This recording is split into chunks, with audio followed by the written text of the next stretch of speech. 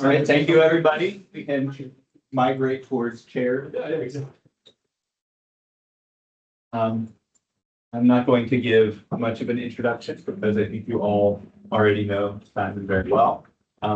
But Simon has maybe the best title of a talk that we've ever had in the Brown Bag. This is extremely good. I'm looking forward to this a lot.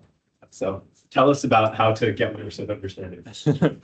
Right, I'll try my best. Thanks for being here. This is exciting because this is the first time I'm presenting this project. It's a joint project with the people you see here, two of which are in the room, Linus and Elias. And it's not just a matter of politeness to say that without two of them, that project wouldn't have happened, but like that's really, really true. And I'll show you why. Now, obviously, our goal in that project was not to make people worse at understanding polls, but that's what happened. So I'm going to tell the story behind that. It's part of a project in which we forecast elections, like with a focus on the German federal elections. It has multiple components, the election forecasting component being the key component of it, but the team at Hertie focuses particularly on the consequences of, well, communicating forecasts, communicating polls for polling behavior, attitudes, knowledge, and that project is one of them. Okay, I want to start with a warm-up, and that is about like what you know about polls. Before that, in my very first semester at university, this is 21 years ago, my methods instructor also happened to be a survey methodology guy. And he used a lot of surveys in his examples, and he justified his love for surveys with basically that statement, right? So surveys are great. They are like such, you have to love them, but you don't want to know what's in them.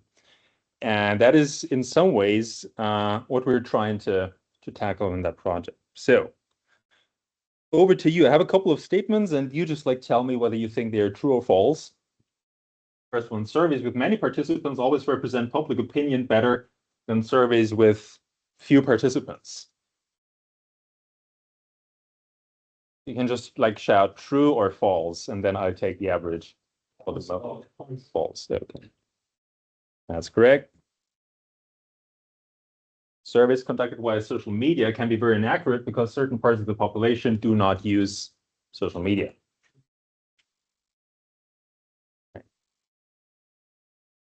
For a representative survey, at least 3,000 people need to be surveyed. You're clearly not the target audience for those questions. The accuracy of a survey can be improved by weighting responses of people with certain characteristics, such as age or gender, to better reflect the target population. True. It's true. And some polling institutes systematically report higher or lower vote shares for certain parties. True? Yes, that's true. Okay. That was easy. It's not that easy for everyone, and that's also what this project is about. So where are we coming from? We're coming from like observing a media landscape where polls play an important role. And like my focus now will be on election polls and how they are communicated and by whom. I think some parts of the project like generalize to like polling communication more generally, but again, like my focus will be on election polls. Those are also the examples you see here, right? There is an abundance of polls, at least in the German context and in other contexts as well. I'm aware that in some contexts, like polls are much scarcer, but say focusing on the German context, we have a multitude of polls, and that's a multitude of signals to process. And when you're a journalist, that's also something you have to work with. You have to communicate. And this is done in different ways, right? So like visualizations, using verbal statements.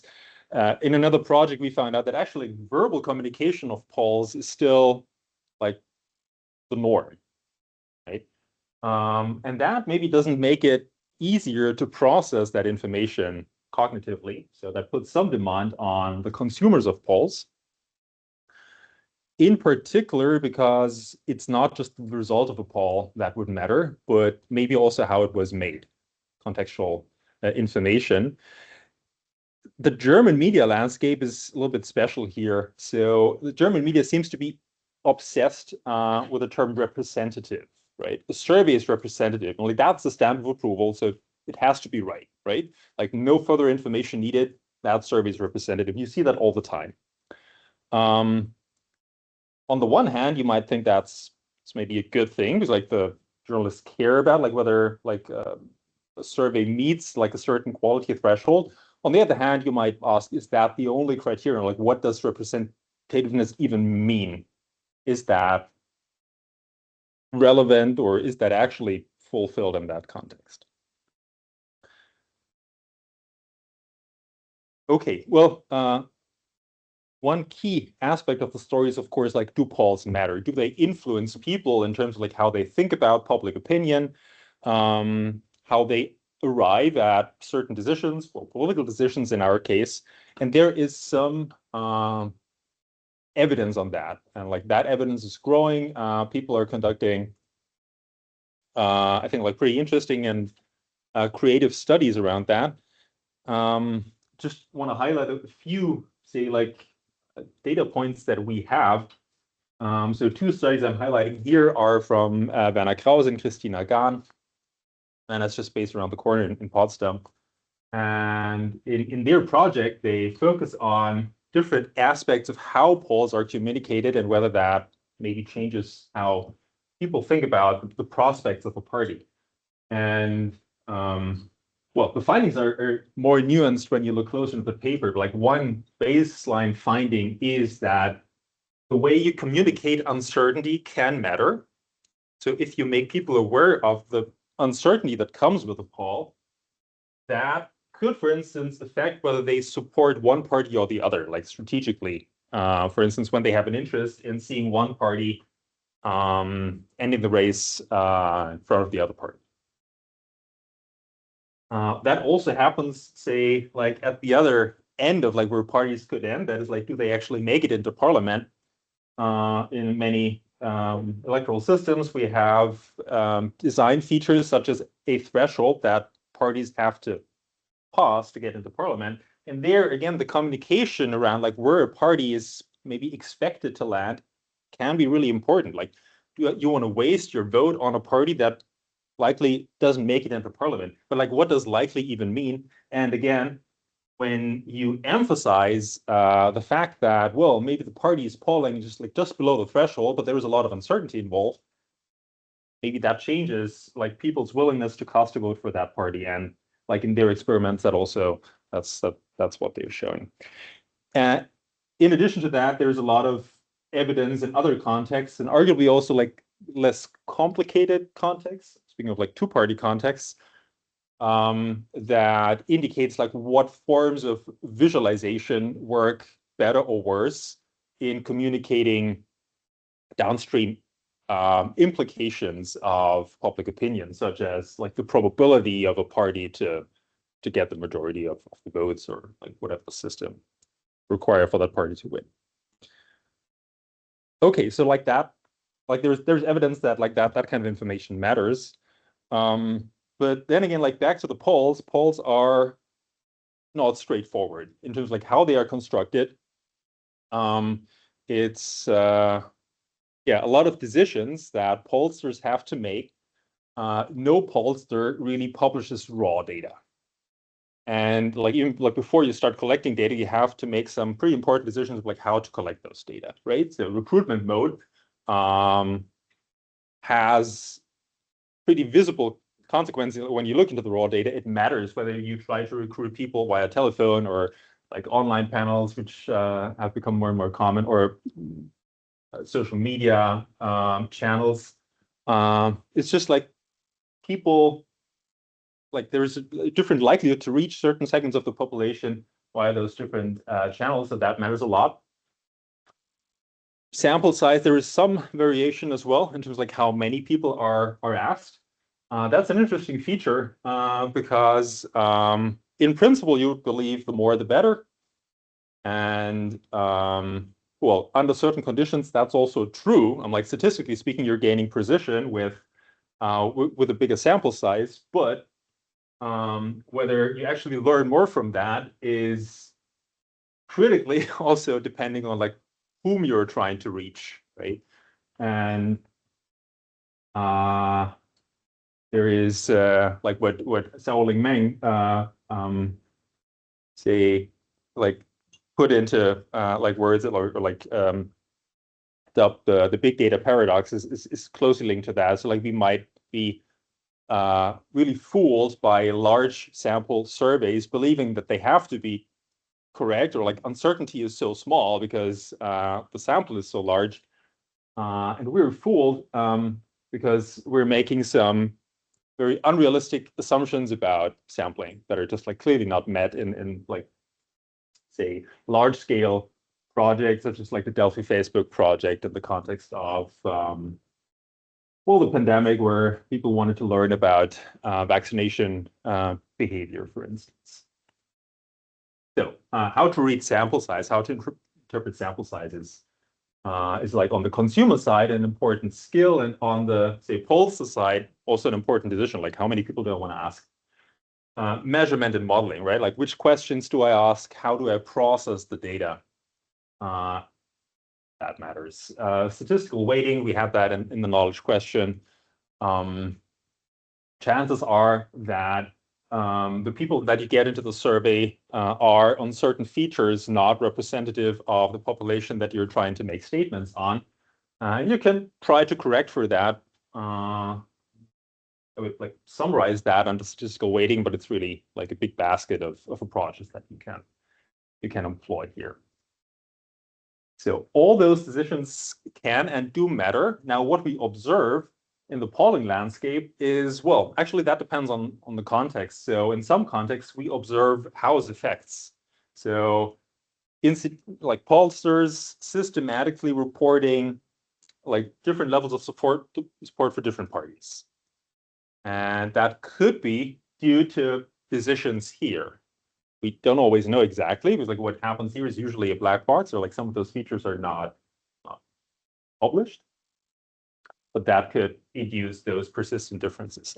In other contexts, and like historically speaking, over the last years, that is what we observe in Germany.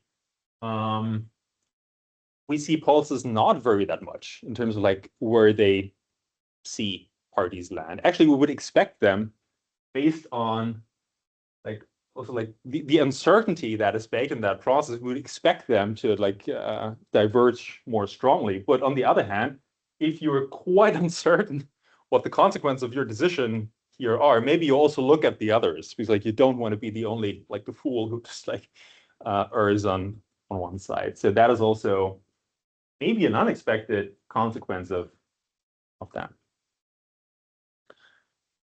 Okay, yeah, and that's just another example. Maybe you've seen that. That's 10 years old now, but the upshot made this like interesting experiment, basically handing raw data over to like a couple of well, pollsters slash actually like researchers working with polling data.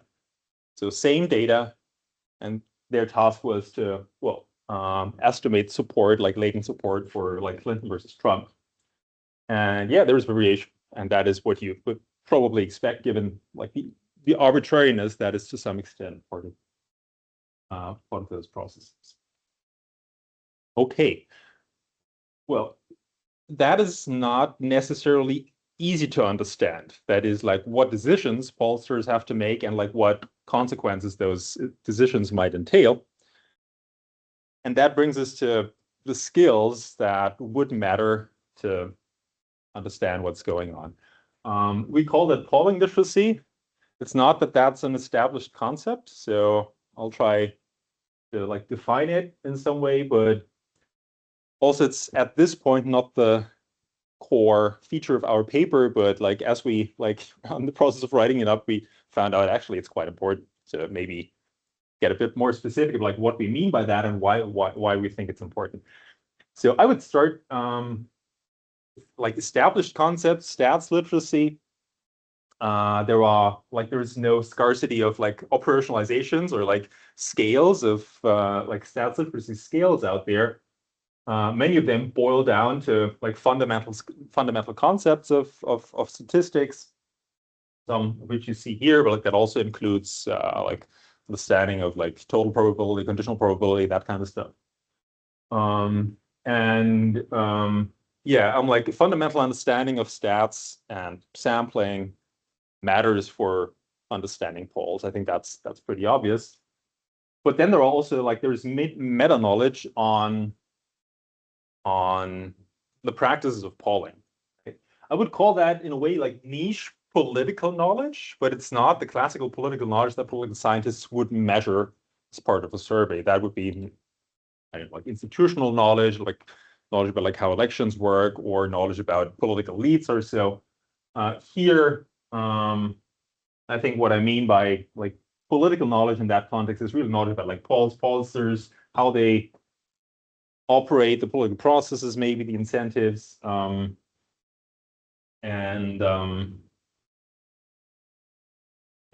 So that is the other area. Now, polling literacy then would mean to sort of like combine skills from those set of meta skills, I would say, and be able to understand how polls are produced, including those criteria and others that I just talked about. Be able to critically reflect on like what could go wrong, right? Sources of error and bias, and maybe like a more like behavioral benchmark, looking at a poll and being able to evaluate if that is, say, like legit, or to what extent that is trustworthy or not. And again, like I'm closing our motivation here, but like that is really, I think, the key of it. Like we believe that in the media environment that I was showing you, it's pretty important that you have a basic understanding here to, well, separate the wheat from the chaff, being able to identify quality markers of polls and interpret results accordingly, right? Like to me, that is one element of like being a competent political citizen. Now, here's an assertion. Don't have evidence for that, but like polls, political polls are, I think, like should also be seen in the context of like of preferences and like what you expect and what you maybe wish to happen. And our suspicion is that like the more you know about polls, the less likely you are to be misled by polls that are probably of poor quality, but are favorable based on your preferences. That would be good, right? Like if you're sort of like more robust towards like misinformed polls. Yeah, whether that's true or not, I don't know. Like I'll give you some related evidence today, but like I'm not sure whether that is satisfying in that regard. Okay, so now that well, at least we're in the team, are convinced that polling literacy is something that we care about, the question is how to boost it, how to improve it, given that like our assumption is like that not everybody is prepared and has the skills to communicate or like to consume polls critically.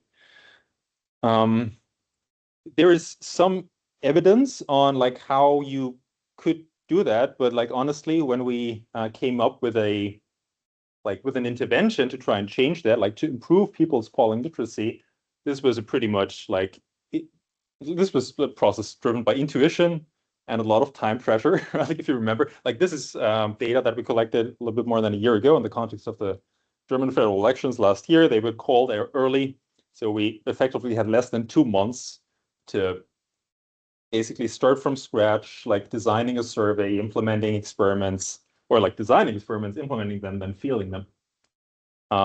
You'll see some of the consequences of that today. But the intuition we had was that understanding polls is not easy. but maybe we can do it in a hands-on fashion. That is, allow people to interact with polls or like the polling situation to give them a good intuition without giving them, I don't know, like a 2-hour lecture on how polls work. That's just an unrealistic intervention. But like a short, potentially powerful intervention that puts them in a more active role. That is also what like I used to do when I do stats teaching. I'm just like, who is doing it? Like nowadays, like, you have resources online where you can allow people to like play with data or simulations to understand fundamental concepts of stats. As a student, I always found them useful, but also I'm maybe biased, right? Again, like if you come with like a nerdy interest, maybe you're more open and susceptible to that kind of stuff.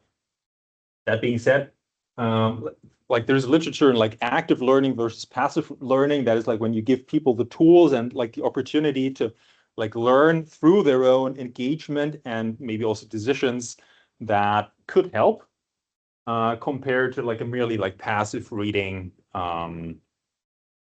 experience. Overall, the evidence is mixed though, right? So there's also evidence, again, like this is not directly from, say, like the polling literacy domain, but like from stats, literacy, visualization literacy domains, that just letting people interact probably does not help, in particular when you just like don't provide the necessary context and yeah, give actually people the chance to understand something and just like playing around with something they have no idea why they should do it or like why that would matter. Still, we try to do something, and that is our treatment. What we did in the context of our project is to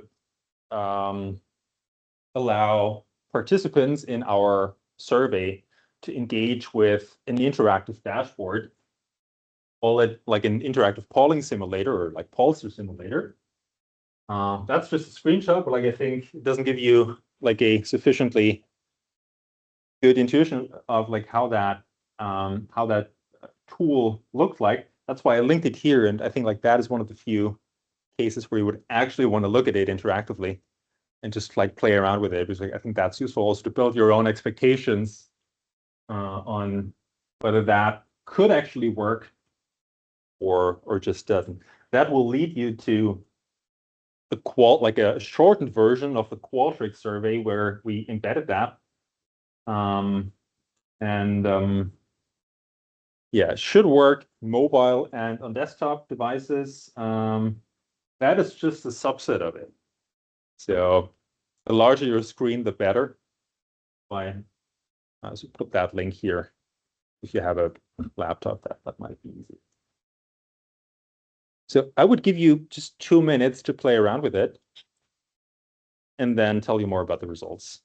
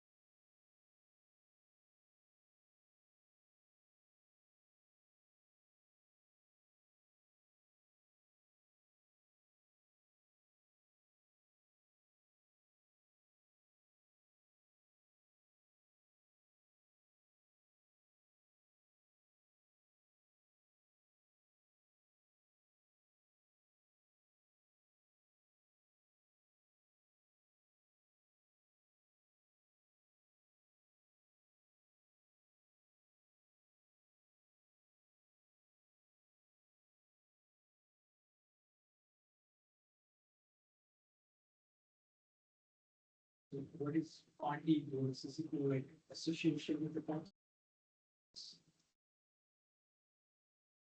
And what do you mean? Yeah. Yeah, the idea is that you might not maybe believe the result fully that your poll gives you, and then you just like add the bonus or basically subtract a certain like sum between like 0 and 5% points from the support that your poll gives you. Right? See it like as like your personal manipulation of the poll result.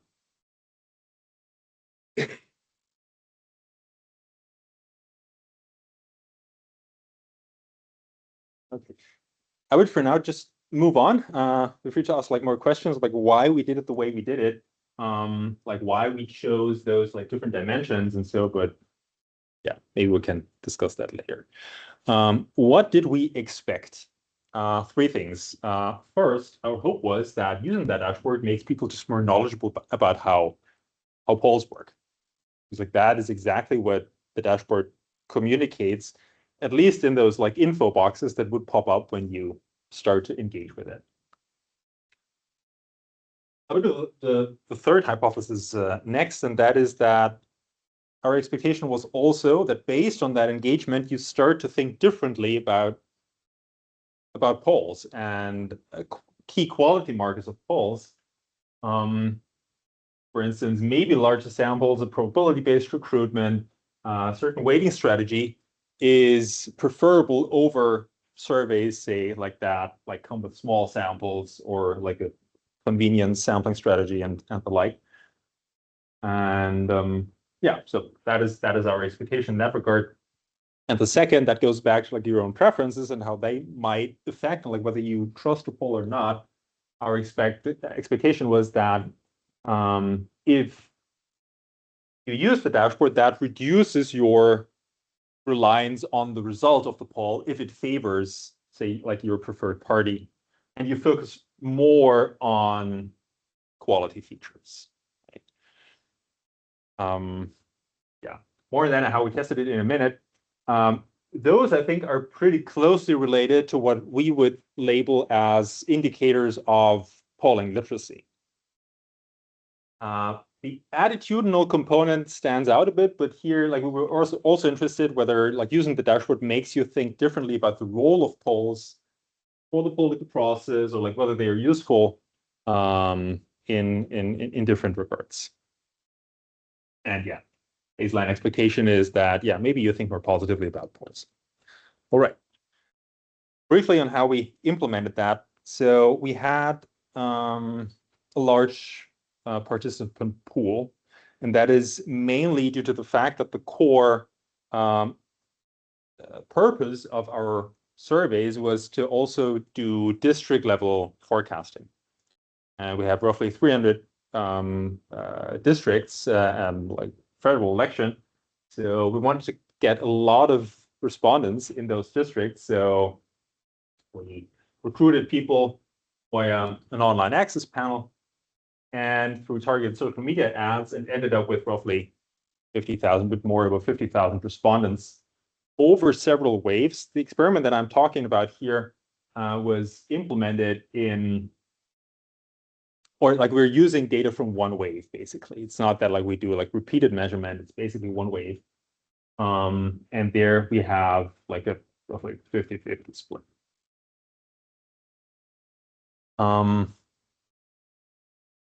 That is arguably a large sample, right? So when you think about power and like what kinds of effects we could reasonably expect to be able to identify, yeah, I would say maybe small effects could be detected with that. Which sort of is important in that like sort of treatments, because like we know from like lots of information treatments and like educational interventions that we maybe should not expect large effects, at least not like pooled over the entire sample.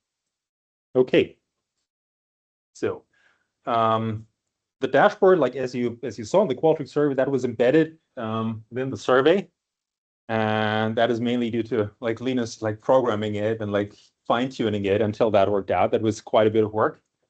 And Linus also embedded technology to basically let us track engagement, which is useful, right? Like, do people actually engage with that, or are they just like seeing it? And yes, they do, but not necessarily very often, and not necessarily very long. There is some variation across our two samples. Also, some variation across device type. Like, our expectation was that things might be worse on mobile devices, because that's like theoretically you can use it on mobile devices, but it's not super optimized for that, right? It's just like quite a complex tool. So, but yeah, like in principle, you see that people spend more time on mobile devices, but maybe it's also due to the fact that it's more difficult to read, and you have to spend more time to see it all. Remind me, like, does Belendi have like a persistent panel that you're getting access to? They have a panel. I'm like, it's like all those access panels. They're like, some people have been panel for longer. Yes. So those are like semi-professional survey tokens. Because like the 90 versus 60%, 30+ seconds. Yeah. Not even the direction I necessarily would have expected. Yeah. Well, I'm like, the way we recruited people via social media means like that is interest-based recruitment. Hey, we want to get your opinion about elections, right? So those are like the a priori politically more interested people. So they get no compensation for this. I think tells us something about like their intrinsic motivation that I would also expect to see reflected in those engagement patterns here. Okay, you want to have some time left for questions. So just briefly, outcome measures, 3 different classes linked to the 3 different hypotheses. I don't have to tell you a lot about the knowledge items, because you saw them. Those were the items that we did together at the beginning. So true or false statements. We also we look at them individually, but also as total share of correctly answered questions. We had scales capturing the perceived usefulness and impact on polls. I'll show you the items in a minute, but we used them to capture attitudinal effects. And then we had a conjoint task where people, it was like a forced, like pairwise conjoint, where people had to choose which of 2 polls they find more trustworthy. Actually, it was 2 outcomes. I'm going to present you the which is more trustworthy outcome. The other one is, do you expect to be closer to the final election result? Turns out that those are like heavily related. Okay, so what do we find now for the depressing part of that story? So those are the 5 knowledge items. You see just like the share of like correct answers, control versus treatment. And that is for like all questions combined. I want you to focus like first on like those blue effects, right? So like those are like the ITTs on like every individual outcome, and then combined scale. In combination, you see that like not much happens, right? So like this is treatment versus control. Not much happens. You see on like one item, say like a positive effect. So using the dashboard makes people better at answering that question correctly. They got worse at answering the weighting question correctly. And then we looked into some subsets of the sample. So like, are there differences between Belendi and the social media panel? Are there differences between the mobile, like those who took the survey on the mobile device versus desktop? Not much happening here. Where we do see some movement is when we use the engagement. But there, you have to be careful, because I'm like, that is not exogenous, right? If you engage more with the dashboard, maybe you're more interested and like more knowledgeable. the first place, it's yeah, to be taken with a grain of salt. Like you have to, like what you see on some, like, yeah, some of the biggest effects we observe is for like the high or like the higher engagement people. Not always in the direction that you would expect. Here they do worse, the high engagement people. So how do you have engagement for people in the control group? They don't see the interaction. Right, we don't, like, that's just like very, like, we take Okay, the so it's entire only a control subset group. of the treatment. Yes.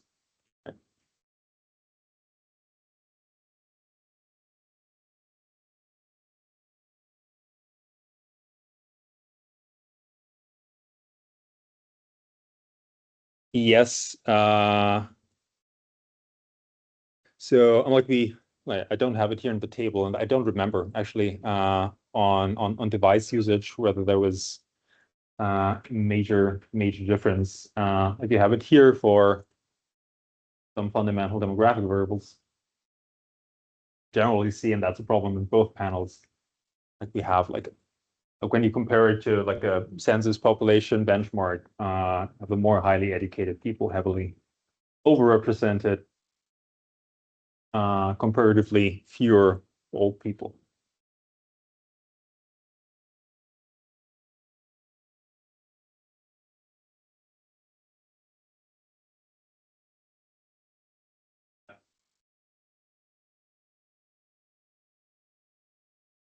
Right, I'm like that could theoretically be the case. I'm like that would be not necessarily consistent with the aggregate patterns here, but could still be possible. But yeah, we could look into that. Intuitively, for me, it makes in principle sense to expect that people using a desktop device have at least the opportunity or like the potential to take away more from using that, but not necessarily reflected in. Okay, so that's knowledge. Attitudes. Yeah, basically we have two groups of items. Just like reading some of them out maybe quickly. Election polls are an important part of political reporting. Make me feel better informed. They're usually reliable. They often do not reflect the actual opinion of the population. Flip that to make it, say, consistent with the others. So those are more like what we call like the perceived usefulness of polls questions. And then the other dimension would be the impact of polls, and we call that like bad impact of polls because that is what those items would reflect. If a party performs poorly in the polls, this negatively affects its chances in the election. Election polls have too much influence on public opinion. They create unnecessary pressure on parties and politicians. I would prefer political discussions that rely less on polls. Okay. I'm going to skip those individual patterns here, just focus on like how, say, the scale values are affected. Don't see much of a movement regarding the perceived usefulness of polls. We see a tendency of the dashboard, the treatment group, to grow more skeptical about polls' impact. That is happening, say, like across board.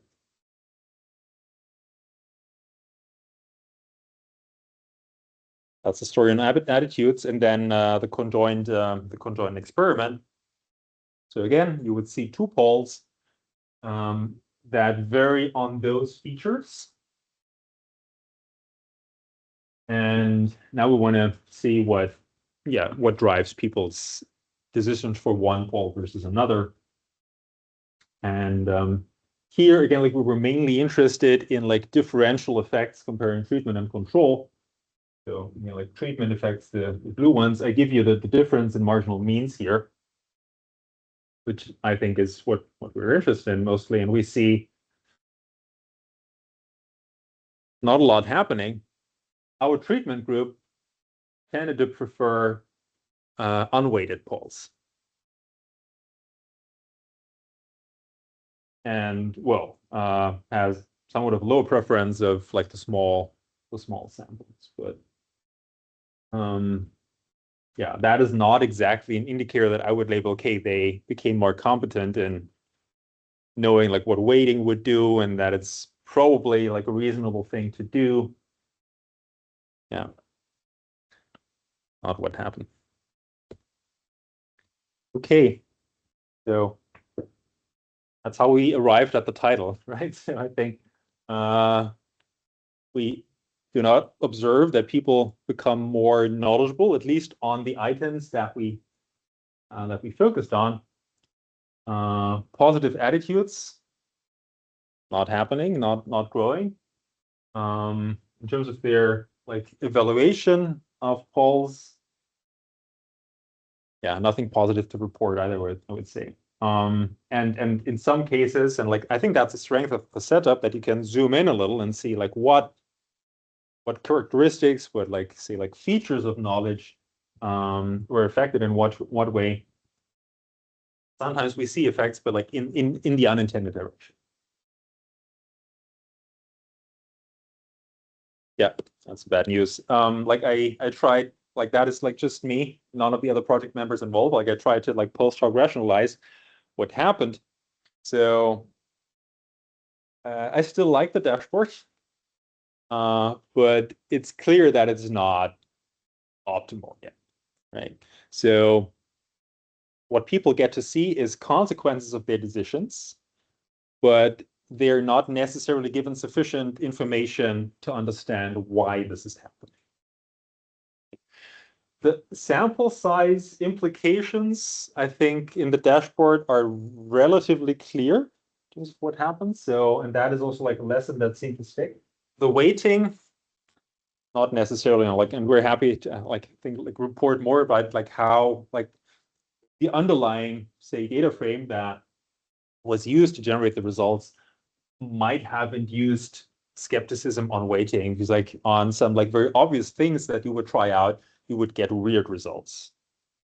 So in that sense, that makes sense, but maybe we didn't put sufficient attention like what was actually going on in terms of like what people saw in their treatment. Yeah, guidance. We try to provide guidance, but it's a trade-off in the survey setting, right? Like you don't want to overload people with information. You just like want to maybe let them do things and just learn quickly. But yeah, maybe that was just like poorly executed on our end. Now, our expectations regarding attitudinal change, I have to say, were not great to begin with. That's usually like difficult to move. So yeah, I'm not super disappointed. I'm a little bit disappointed that people grew more skeptical. That's definitely not what I wanted to induce, but fine. And then like when you look at some of the results, and when you reflect again, like what polling literacy could mean and like what our expectations are with regards to like how much people understand of polls, I'm like some of the intuitions that are implied here, they are not necessarily bad, right? And there's also some ambiguity, right? Like you cannot always say that, say, like an online panel is like superior over a social media panel. That depends. But I would say that like most in the room would say like a random phone sample. But again, like depends on how you do it. Might be more trustworthy than say like a convenience sample in social media. Yeah, on that difference, I would not necessarily agree, but it's yeah, the devil's in the detail, right? And yeah, that intuition sort of makes sense. Also, yeah, people were not too much affected, it seems, by their own preferences when they preferred one poll over the other. So that's just like a very small. We manipulated, I forgot to say that, like we manipulated the poll result a little bit, at least for some, to make it look more favorable or less favorable, depending on like what they told us is their preferred party is. All right. Yeah, some ways forward, and then I stop. I'm like, this was set up as an experimental intervention and evaluation. Like what became clear, I think, in the process of like analyzing the data is that polling literacy is at the core of what we want to move, but like there is no established measure of that and no established, I think, like well thought through concept around that. At least not that that I'm aware of. And I think that could actually, like if we had to redo this again, that would be a good starting point, right? Like our selection of knowledge items, our design of the conjoint, this was pretty ad hoc. But I think polling literacy has more dimensions.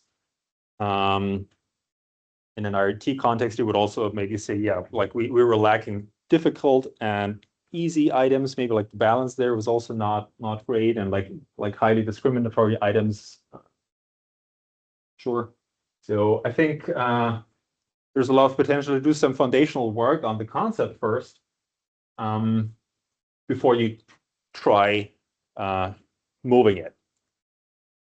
And yeah, some ideas for like how to do better next time. But yeah, I think we can have a discussion about that, like with your, like based on your experience with the dashboard, what you think we did wrong and then could improve on. That's it. Thank you.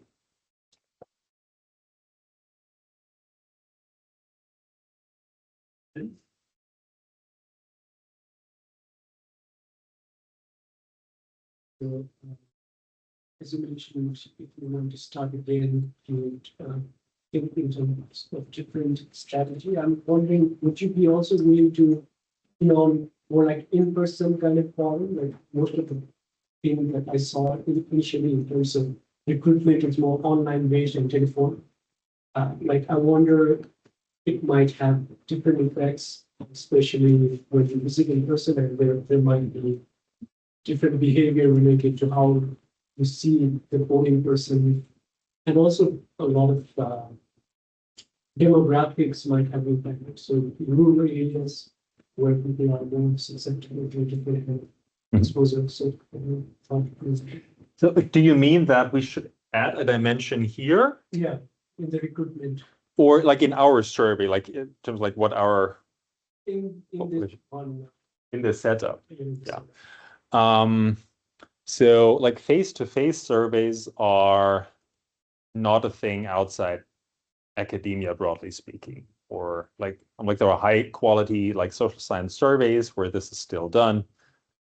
You have census surveys that are still done face-to-face, at least partially. But in like the polling constant that context that we're focusing on, that is just not, it's just like not interesting as a concept. That's why we decided to exclude it. I think it would have been interesting as like in terms of quality, like that would be like a very obvious maybe contrast, like to do face-to-face versus like social media. But like again, is it just face-to-face or like also look the sampling strategy, right? Like do you have, I don't know, like some like blog algorithm, like how do you decide whom to reach out, like try to reach your sampling strategy?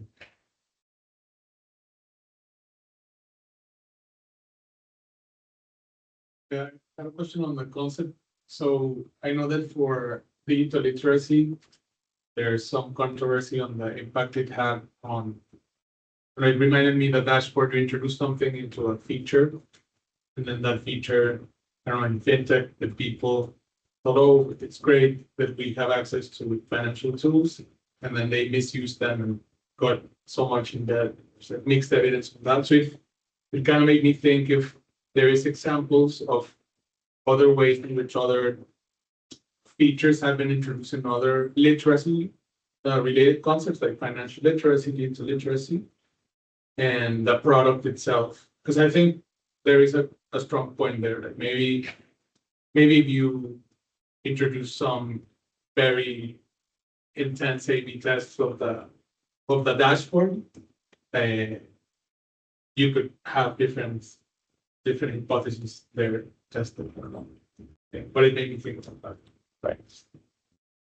That's a good point. Like honestly, I don't know if like there are like well-established examples of say stats literacy or data literacy interventions backfiring. The only thing I can come up with spontaneously is if you make people aware of uncertainty in the just like effects communication, that might backfire insofar as that it reduces trust in findings, which might or might not be what you want to achieve. I mean, like a scientist, we usually have a different understanding of the value of uncertainty. That's an example I can come up with. But other than that, I do see, like in our specific case, I think I can come up with a mechanism of like how the tool induced, say, negative feelings towards polls. But is this a bad thing? Maybe not, right? That also depends on the context, right? If people think more critically about that, if that's their takeaway, who am I to say that like my normative stance on polling is the right one?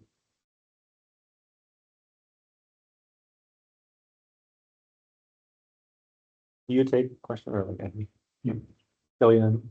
Just to get a general sense, how well did the polling perform in this particular election? Like, were because you were saying the intuitions matched, like they mapped pretty well for those, and what we're seeing here, and then what ended up happening. But like, was that a big jump in the end, or were they sort of centered on the? This was, like, historically speaking, one of the best elections for pollsters. Really super close. And historically speaking, like Germany is a case where like polling performance is pretty good, right? Like there are a few exceptions that are still like that people might have in their minds when they think about like polling misses, but generally speaking, yeah, it's just like a high quality. And like, is this luck? Maybe yes, because also it's just like elections are rare events.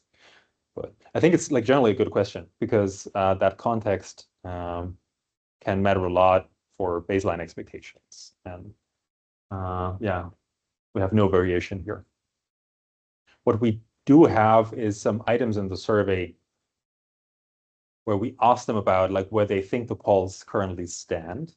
So we're not making use of that yet, but you could say like that's also a measure of polling literacy. Like, do people know where the polls, like how they currently stand? We have another item that we're not using here, where we give them a fictitious poll and they have to interpret it in some ways. So we do have some more information about like their understanding of the polling landscape. So in Germany, is there also this distinction between sites that aggregate polls and individual pollsters? US, right, like sometimes people get information from sort of polling averages, which are constructed with multiple polls asking similar candidates, versus sort of a single poll. I know in a lot of science communication, the goal is to get people to think about sort of the unit of science less as the sort of individual study and more as sort of as the aggregate of estimates we have for this estimate or something like that. I guess I'm curious if you asked where people got their polling information from, and if they sort of got it from the aggregator for the individual poll. The sort of one interesting thing about these weighting results is I could see people becoming skeptical of the amount of degrees of freedom that people have when they're conducting an individual poll. So maybe they're sort of getting less trusting of the individual poll. But maybe if we can make them more trusting of sort of the average of a bunch of polls with a bunch of different weighting, maybe I don't know if like a hypothetical future invention could target that rather than sort of trust the individual poll. Yeah. I think that's a good question. We considered asking them, like I think we ultimately didn't do it, asking like where they're getting their polling information from. We did ask like how often they consume polls, something along those lines. Like there is like you have polling, like poll of polls pages. In my perception, like those pages are not super popular. Like the entire like election nerds community, they know this page, Wahlrecht.de, which looks like from the 1990s, and that's also when the page started, and they never changed it.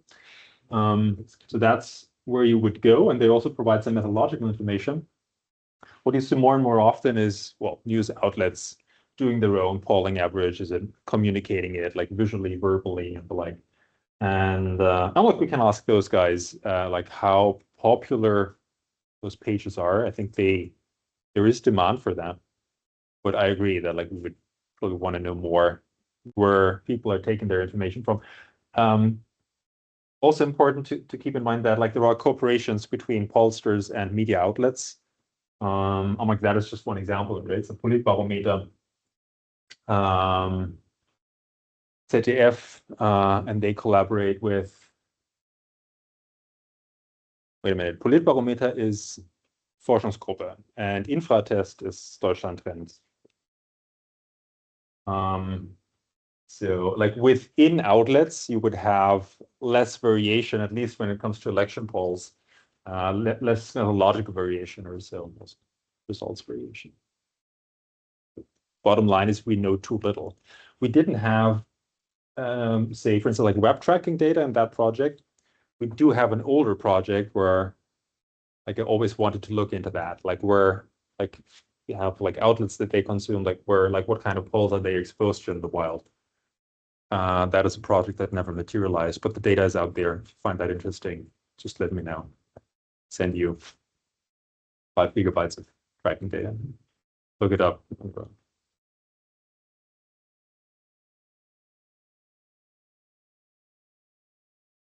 I mean, one of the things that seems difficult to me about this is the fact that like it is such a delayed point at which you can actually evaluate the polls. And so like having this kind of interactive component where like the main visual cue that you have about polls is like about the polling average, right? Like you have this sort of like shadow in the background for the polling average. And so if you're looking at this dashboard, like that's kind of what you're evaluating relative to. Also, you know, these like green, red numbers at the top. Yeah. If you think about it as some kind of game of like what you're trying to do is figure the configuration that gets you the best numbers. Yeah. Is that the best poll? I mean, maybe, you know, in some sense, I don't know. Yeah. I mean, this is in general, this is just the thing that I find kind of weird about election polling, because none of these methodological choices are like good enough that you should really expect that much from them, right? Maybe they help a bit on the margin. Yeah. Like I don't know what someone coming to this, like how they should interact with it, what they should in fact take away from this. Yeah, I agree. I think that's really like one of the major blind spots in the setup. Like we did think quite a bit about like how we frame this task. You might have seen it, that we encourage them to play around with. So like, for instance, like trying to make the poll as close as possible to the competitors, or like to boost your preferred party as much as possible. It's like we gave them some goals, but they were not enforced in any way. Plus, also like simply like evaluating that, like in particular the other polls is maybe not super easy or super straightforward. I guess one way you could think about it is if you were going to like gamify it, and you like one thing you could do, because like if you want people to raise their trust, it seems like the thing that you want them to be able to do is know that like it's not that the pollster is just putting their thumb on the scale. Because I think that's one of the reasons once you start learning things about polls, you're like, there's all these decisions you could make. Like, why should I believe anything? This is just whatever this pollster thinks is going to happen. And if what you could show is you could show that actually like your freedom to manipulate that, if you make a few design decisions about maybe number of participants, maybe things about weighting, your freedom to like do that manipulation decreases. So you have this task of like, you know, basically you're trying to manipulate the poll, and then you're given different kinds of constraints to do this. Maybe that helps. Yeah, I think that makes a lot of sense. That requires some recalibration of the data. Yeah. Or like the setup is like, it didn't show that, but we had some like, I'm like, that is the outlier that I have in mind. So for instance, if you choose social media based recruitment and then weight by demographics, which is like a reasonable choice, the AfD vote goes boom. Yes. Right. And I think that is among the key drivers of like people's skepticism around weighting. But I think what you're saying is that we should actually give them like first the incentives to basically find out about like this variation, but like the more and more you like constrain this, or like you should constrain, like the more like the lower the variation results maybe. How did the dashboard already always start out initialized in the same way for everyone, or was it random?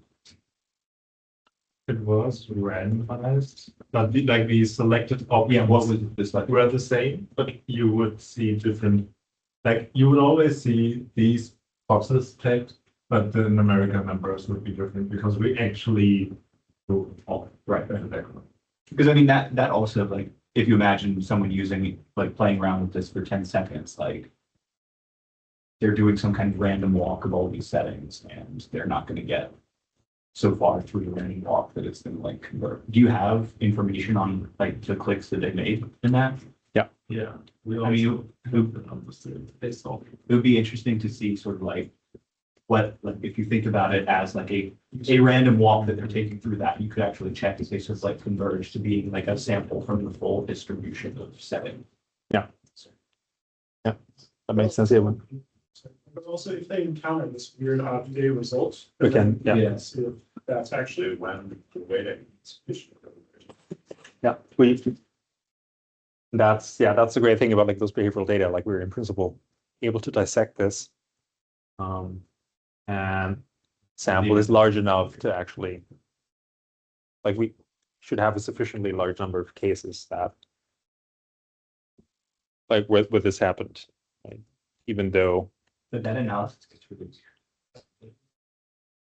it's conditioning on engagement, which I think is problematic. But you could, at the moment, you could like How just much like focus on the high engagement people. But like the problem is for like in the control group, like you can't do that. We don't have information about engagement. It's the setup. I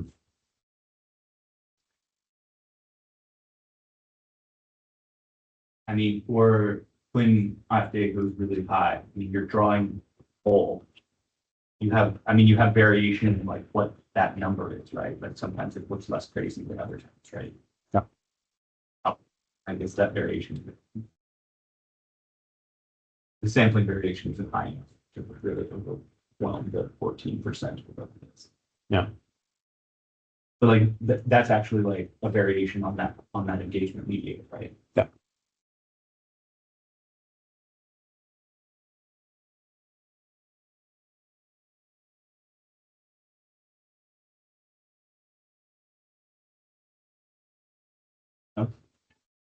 We don't have more. All right. Well, thank you very much. Thank you.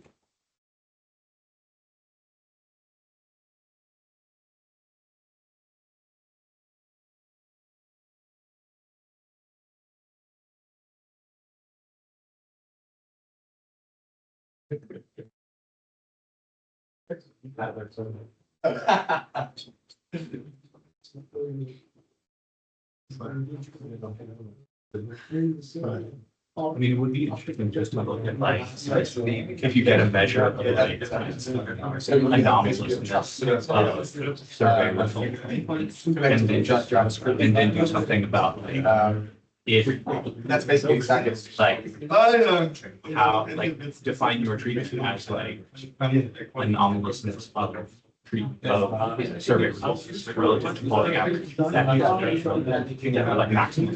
So Yes, exactly same batch. that you have randomization within your treatment. So you can draw or at least you have something. What's not you at least have some kind of.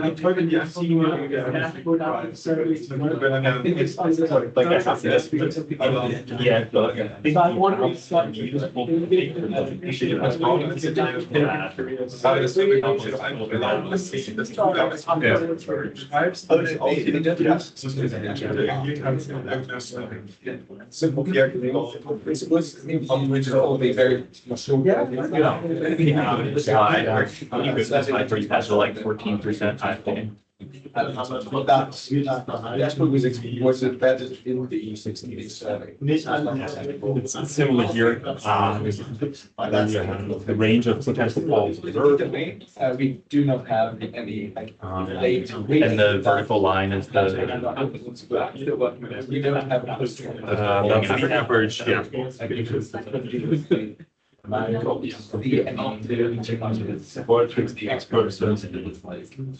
So I mean, this you can't, but for most of these, you could, I mean, that seems like a very interesting thing to look at. It's just like, use this natural variation that you have, which is, it's a randomized median. That's very. Just wanted to, like, I don't know if they do the control, but we have a measure. Oh, we do. What else would be the rest of the reservations? It's one of the. I'm pretty confident, but you want to eat? You do have time.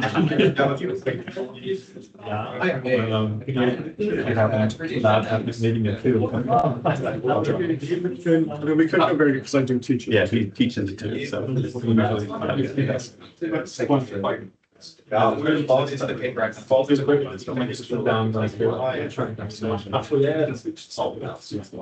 so take it. So, what is this? What is this plot? So it's basically showing the simulated all like the range of like what we can see. The polling is all the tendencies. There is some variations like we draw like simulated data from what we have. Like this is all thousand. Meters with like the profile.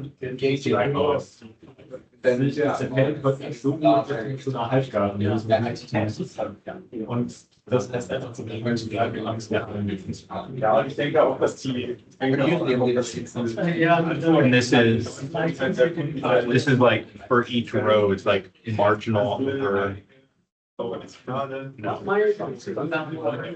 it? No, it's not. No, it's just. Like what we more here is sample size, but like So this is marginalized over sample size. this is marginalized percent. Because in my country, What I guess, is there anything else? No, it's sample size, only the falling in the sense of the manipulation.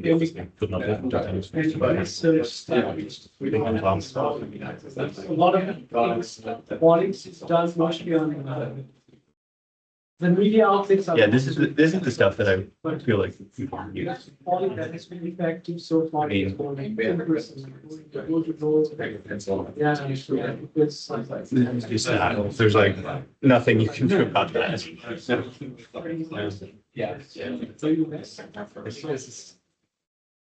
What's this term about? We use, I see that. it's just like I think it's one age group that is just like heavily underrepresented in the data. Like where Yeah, and I think, I mean, when we did that, we had this whole discussion about does TikTok make you fascist and stuff, right? And we also started out, like, we wanted to introduce some variation in the stuff because we were like, okay, you need to see something when you think. And that is also the only thing that is made up. Yeah. And what I did was, I think I just chose an arbitrary age. I said people above that don't use social media except if they and that's right, because like the young people that use social media, basically, if you wait the demographics, they don't matter. But if you vote, like then rank them, like then boost the 50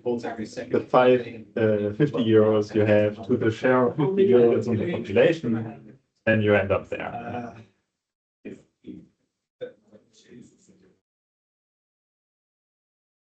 So that was a.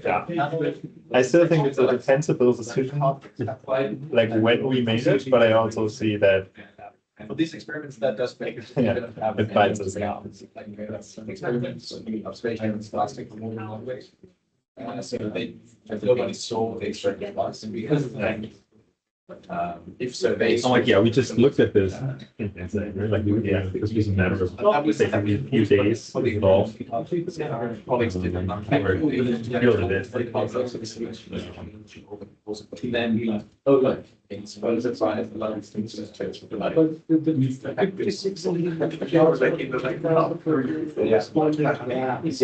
Yeah. Anyway, everything.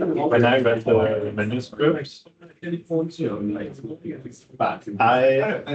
like my main thought that I didn't put in a Slack message because that would be right up is I think you need a different visualization board to explain this, because like the weighting aspect is totally hidden from the visualization, right? Like you can't see why you need to weight. Because like the weighting is about adjusting your sample to some form of population, right? And the population by definition you can never see in these bar charts. But which plot are you talking about in the paper? No, I'm not talking about like an analyzation kind of thing, but like reading the manuscript and seeing where it didn't work out. I was like, the whole dashboard design doesn't make sense because you don't have a fair chance of, like, as soon as you hide the population, I think it becomes much harder understanding why Waiting.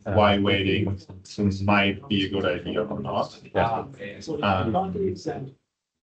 And since then I was Especially in YouTube and also I put all the things in a D3 animation and have like the polling storytelling, but didn't do it yet. But I honestly think that would make sense, right? Like very much in the style we saw yesterday, because then you can easily show like the whole population. You can highlight some, say, oh, those were selected, Exactly, yeah. and then you make it really obvious that there's like a discrepancy.